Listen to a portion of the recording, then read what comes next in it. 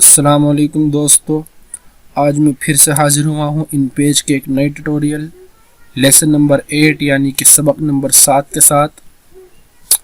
आज मैं आप हजरात को बताने वाला हूँ मेन्यू बार के बारे में। ये यहाँ से फाइल से लेकर हेल्प तक इसको मेन्यू बार कहा जाता है। इससे पहले कि मैं अपना सबक शुरू करूँ, आप हजरात को बता दूँ कि अगर अभी तक आपने मेरा YouTube channel MM Qasmi computer को सब्सक्राइब न किया हो तो प्लीज़ सब्सक्राइब कर लें, बेल आइकन को भी दबा दें ताकि हर आने वाला वीडियो आप तक फौरी पहुंच सके। चलिए सबक को शुरू करते हैं। तो इसमें सबसे पहले हम फाइल को देखेंगे। ये जो सबसे पहला ऑप्शन है फाइल, इसको देखेंगे। इस फाइल के तहत बहुत सारे ऑप्शन हैं, बहुत सारी चीज़ें हैं। तो इसमें आज हम देखने वाले हैं न्यू को, ओपन को और क्लोज को। ये तीन चीज़ें हम देखने वाले हैं। सबसे पहले ओपन न्यू वाले ऑप्शन पर हम क्लिक करते हैं और देखते हैं इसमें क्या क्या चीज़ें हैं। इसका शॉर्ट की Ctrl+N भी है, यानी Ctrl+N के ज़रिए भी यहाँ पर हम पहुँच सकते हैं। तो चलिए मैं न्यू पर ओके करता हूँ और देखता हूँ आगे क्या आता है।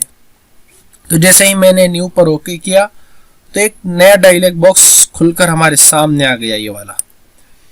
इस डायलॉग बॉक्स के अंदर ये वाला हिस्सा जो है, सबसे पहला वाला हिस्सा पेज के नीचे A4 297 mm लिखा हुआ है। इसका क्या मतलब है? इसका मतलब है कि ये पेज का साइज है, यानी हम कितने साइज का पेज लेना चाहते हैं। जो हमने न्यू फाइल खोली है, इन पेज के अंदर हम लिखने के लिए जो फाइल खोल रहे हैं न्यू, वो हम A3 रखना चाहते हैं, A4 रखना चाहते हैं, A5 रखना चाहते हैं, या हम अपनी मर्जी के मुताबिक बड़ा पेज यानी बड़ी फाइल रखना चाहते हैं। तो आमतौर से जो पेज होता है वो A4 ही होता है, यानी आमतौर से जो हम काम करते हैं वो A4 सफ़े पर ही करते हैं। तो इसलिए A4 ही ऑटोमेटिक सिलेक्ट होता है।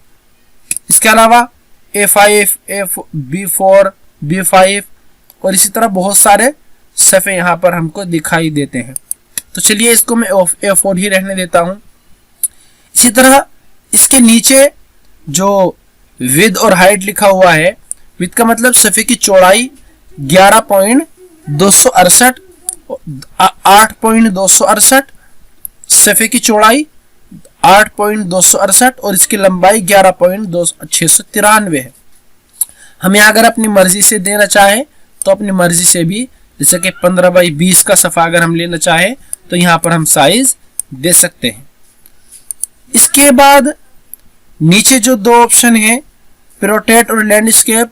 इसका मतलब है, प्रोटेक्ट का मतलब है हम सफ़े को लंबाई में ले सकते हैं और लैंडस्केप का मतलब है कि हम सफ़े को चौड़ाई में ले सकते हैं।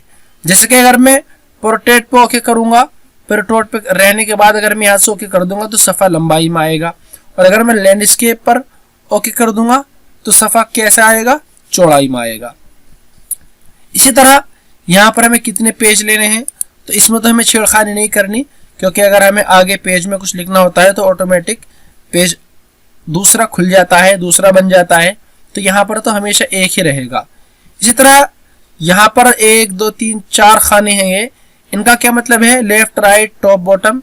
इसका मतलब है कि सफ़े के चारों तरफ ये वाला एरिया आधा इंच छुटा हुआ है, यानी आधा इंच सफ़े के चारों तरफ जगह छूटी हुई है। इसी तरह लेफ्ट, राइट, इसका मतलब क्या है? इसका मतलब है कि हम किधर से लिखना चाहते हैं, यानी राइट की तरफ से लिखना चाहते हैं, लेफ्ट की तरफ से लिखना चाहते हैं, दाईं तरफ से या बाईं तरफ से। तो अमूमन इन पेज में उर्दू ही आमतौर से ज़्यादा लिखा जाता है, इसलिए यहाँ ऑटोमेटिक राइट ही लिखा हुआ है। अगर हम इंग्लिश या हिंदी लिखना चाहें तो लेफ्ट भी इसको कर सकते हैं। आगे ये कॉलम है, यानी हम एक सफ़े को एक ही जगह रहने देते हैं या ज़्यादा जगह तकसीम करते हैं। इससे पहले भी आपने ये देखा होगा, इससे पहले वीडियो में भी आया था ये सबक। तो यहाँ पर आमतौर से एक ही रहता है। अगर हम 2 कॉलम करना चाहें, एक सफ़े के 2 हिस्से करना चाहें तो यहाँ पर 2 कर दे, 3 करना चाहे 3 कर सकते हैं। इसी तरह इसके बाद उन कॉलमों के दरमियान जो हम यहाँ से कॉलम दें 1 2 3, उनके दरमियान फासला कितना हो उस फासले को कम ज्यादा यहाँ से हम बढ़ा सकते हैं। तो यही चीजें आमतौर से इसमें देखी जाती हैं, और ज्यादा जो इसमें खास है वो सिर्फ ये 2 चीजें हैं, पोर्ट्रेट और लैंडस्केप। बाकी सारी चीजें आगे जाके भी हो जाएंगी, वो आगे चलकर हम अच्छी तरह सीखेंगे। तो अगर हमें चौड़ाई में सफा करना है तो लैंडस्केप कर देंगे, लंबाई में करना है तो पोर्ट्रेट कर देंगे। तो चलिए मैं यहाँ पर ओके कर देता हूँ और नया सफाई खुलकर हमारे सामने आ गया। A4 साइज है और यहाँ पर चारों तरफ जो ये हिस्सा छुटा हुआ है ये आधा इंच छुटा हुआ है। और अब हमारा सफा लिखने के लिए रेडी है, यानी हमारा पेज लिखने के लिए तैयार है। अब हम इसमें कुछ भी लिख सकते हैं। मिसाल के तौर पे मैं आपको लिख के दिखाता हूं, दारुल उलूम देवबंद, ये मैंने लिख दिया। इसको कंट्रोल से सिलेक्ट करेंगे और कंट्रोल प्लस F10 से इसको हम बड़ा कर लेते हैं, साइज कर लेते, बड़ा साइज का हम कर देते हैं। तो इस तरह से ये फाइल में जाएंगे और न्यू फाइल में जाएंगे और उसमें वो तमाम चीजें हम देखेंगे। इसके बाद क्या है, इसके बाद ओपन है। यानी ओपन का क्या मतलब है, ओपन में हम क्या काम कर सकते हैं। तो इसके लिए सबसे पहले हम फाइल को सेव कर देते हैं। फाइल को सेव करने के लिए हम फाइल में जाएंगे और ये सेव वाला ऑप्शन कंट्रोल S इसका शॉर्ट की है, इस पर हम क्लिक करेंगे। क्लिक करने के बाद हम यहाँ पर सिलेक्ट फोल्डर सिलेक्ट करेंगे कि हमें ये फाइल किस अपने लैपटॉप या कंप्यूटर में किस जगह सेट करनी है, सेव करनी है। तो यहाँ से तो हम फोल्डर सिलेक्ट करेंगे, मैंने डेस्कटॉप सिलेक्ट कर दिया और यहाँ पर हम फाइल को नाम देंगे। ये बहुत अहम चीज है, फाइल को नाम देना और फोल्डर का सिलेक्ट करना।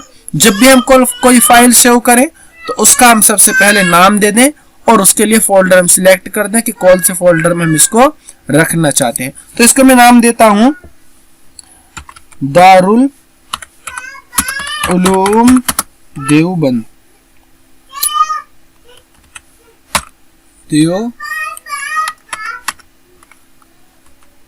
देवबंद। इस तरह से हम इसको नाम देंगे और सेव पर ओके कर देंगे। तो ये हमारी फाइल सेव हो गई। अब फाइल में जाएंगे और ओपन करेंगे। ये जो आता है किसी भी सेव की हुई फाइल को ओपन करने के लिए ये ऑप्शन है, इसका शॉर्ट की कंट्रोल O है। तो हमने चूंकि फाइल सेव कर दी है, उस सेव की हुई फाइल को हमें खोलना है तो ओपन पर जाएंगे और डेस्कटॉप पे क्योंकि हमारी वो फाइल है दारुल उलूम के नाम से, हमारी वो फाइल है, ये आ गई दारुल उलूम देवबंद के नाम से। हम इसको ओपन करेंगे। ये देखिए ये फाइल चूंकि पहले से खुली हुई है इसलिए ऐसा दिखा रहा है। चलिए मैं इस फाइल को पहले बंद कर देता हूं। अब उसके बाद अगर मैं उस फाइल खोलूंगा, ये फाइल आराम से और प्यार से हमारी खुल जाएगी। ये देखिए वही फाइल हमारी खुलकर हमारे सामने आ गई। इसके अलावा फाइल में जाएंगे, इसके बाद का जो ऑप्शन है क्लोज का, इसका मतलब है कि हम अपनी खुली हुई फाइल को बंद कर सकते हैं। फाइल में जाएंगे और क्लोज पर हम ओके कर देंगे। इसका शॉर्ट की कंट्रोल F4 भी है। लेकिन इसको बंद करते हुए हम एक चीज का ख्याल रखेंगे, कंट्रोल प्लस F4 जब हम दबाएंगे तो इसका ख्याल रखेंगे कि अगर हमने कोई चेंजिंग कर दी है तो ये सेव के लिए मांगेगा। मिसाल के तौर पे दारुल उलूम देवबंद के बाद में कुछ भी लिख देता हूं, मुकर्रम मैंने लिख दिया। अब अगर मैं क्लोज करूंगा, यानी क्लोज करो या कंट्रोल प्लस F4 दबाएं तो क्या होगा, ये सेव के लिए मांगेगा। देखिए हम इसको सेव कर देंगे।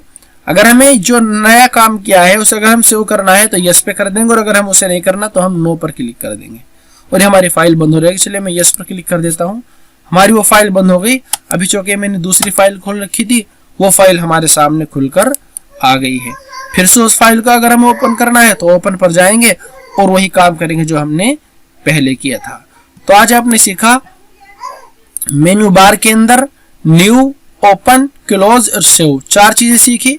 इंशाल्लाह बाकी कल, आज के लिए इतना ही काफी है। प्लीज अगर मेरी वीडियोस आपको पसंद आते हो तो लाइक करें, शेयर करें और मेरे चैनल को सब्सक्राइब जरूर करें। दूसरों तक मेरी वीडियोस पहुंचाएं ताकि दूसरे भी इससे फायदा उठा सके और अपने लैपटॉप और कंप्यूटर में उर्दू लिखना सीख सकें। आज के लिए इतना ही काफी है।